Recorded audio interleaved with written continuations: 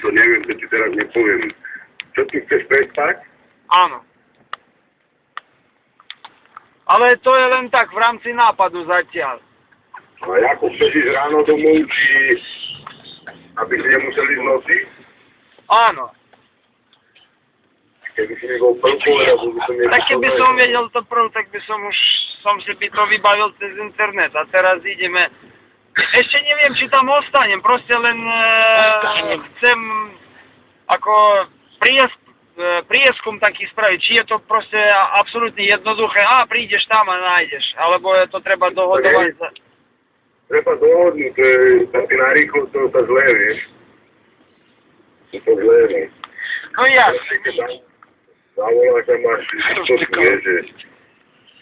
Nerieš to. Ja zavolám chalanom, oni mi niečo cez internet pohľadajú. My sme to neplánovali, vieš.